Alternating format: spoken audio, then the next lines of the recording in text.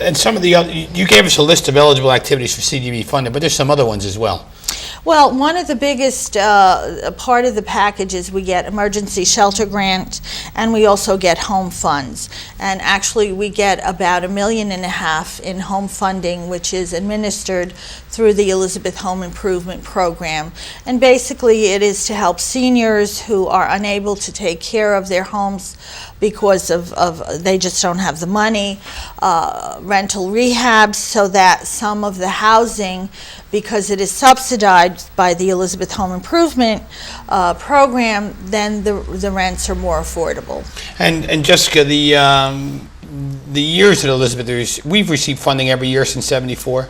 Yes, we've been in the program since its inception. And the funding capacity of the Community Development Block Grant situation and the money that we get, some of the success stories you can point to as well, whether it be senior citizen aid or children's. Maybe you can share with us one of those success stories.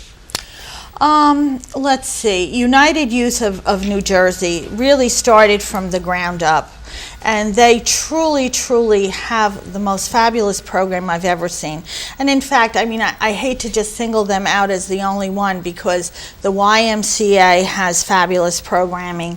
The YWCA does Battered Women's Shelter, which is also a very, very good program. But the reason I brought up United Youth of New Jersey is because they just started as a couple because they cared, and we're very fortunate to have nonprofit organizations like that who really take an interest in our community and want to make it better. Foreclosures, does this money help towards foreclosures as well? Actually, no. However, we will be getting a rapid rehousing money, which is part of the stimulus package, and we will get well over $800,000, which we have to spend over 3 years. And basically what we will be able to do is assist people who, for whatever reason, could not pay their rent.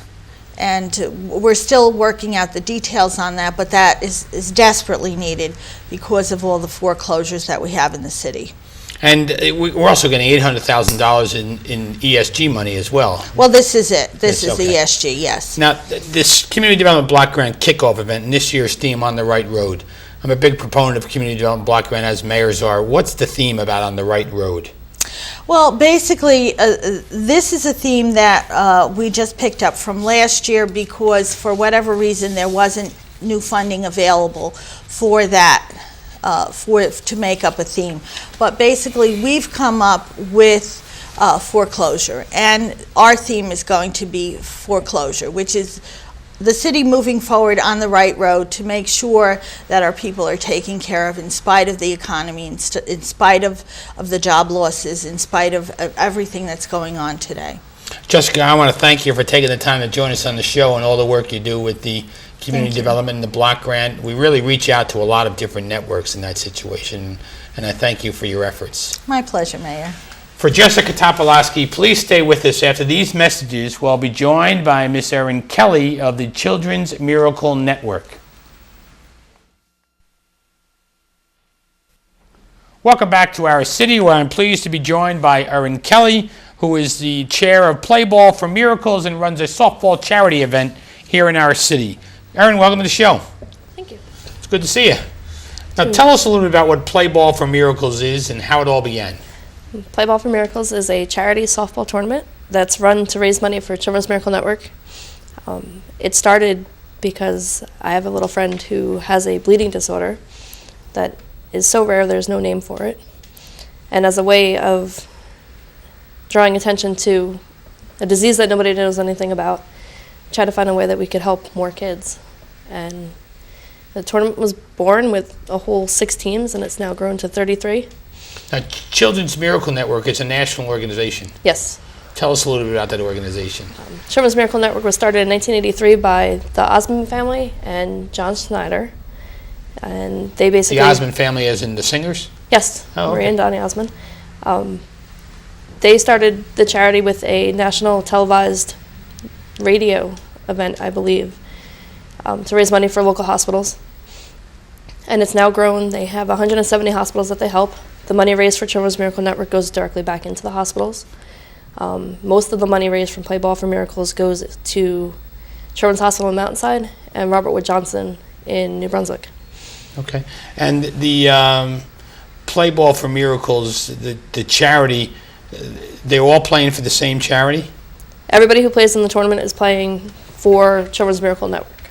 And the money goes to a hospital to help children? Our money will go to Children's Miracle Network. They will then turn it over to the local area hospitals to better what they can offer. So there's representatives from the Children's Miracle Network on hand at this event? Yes. Okay. And tell us a little more about that network. I mean, does it reach only kids, or is it adults, or just strictly children? It's all done for the kids. It's all hospitals that specialize in children's care, whether it's an injury or a birth defect. I had the opportunity to go over to the hospital last year, and there's kids that are just a few weeks old, and then there's kids that are 16, 17 years old. Now, where is the hospital? The one I went to is in New Brunswick. Okay, and they have different hospitals throughout the country they're affiliated with? Yes. And when did this charity event first take place? You said 5 years ago? It started in September 2004. And how many teams did you have then? 6. 6. And now you have... 33 this year. And you run the show, right? You're the one that does all the legwork? Yes. You get your father involved? Of course. Oh, okay. He helps out a little bit too. Of Okay. course. Now, the tournament takes place where? We're in Nickel Park. And what time does it start? We start opening ceremonies at 9 a.m. On this Saturday, Saturday the Yeah. 18th, the yes. 18th. And how many? They'll play all day Saturday Games start at 9. The final championship game starts at 5:30.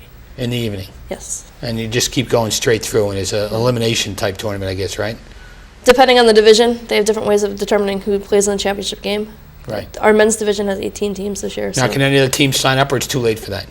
at this point, it's too late. At this point, it's too late. So, but Yes. if they wanted to be interested, they could do it again next year. Yes, March 31st is the deadline every year. Okay. And are there requirements to play? Age, gender?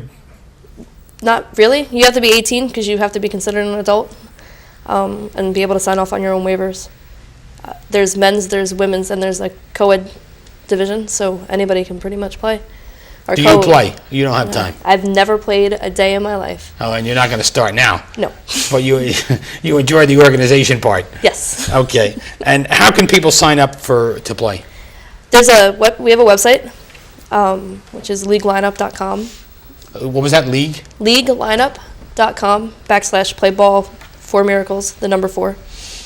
That gives everybody the information. It's all over the newspapers. It's a lot of word of mouth. Any fire department in New Jersey probably knows about it at this point.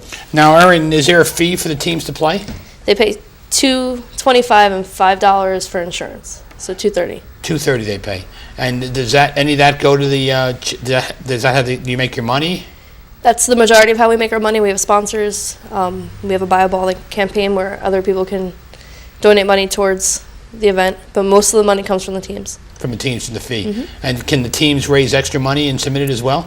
We have a lot of teams that will come in and give more or buy a ball, which means that a poster board ball will be hung up at the fields with the name of their team on it.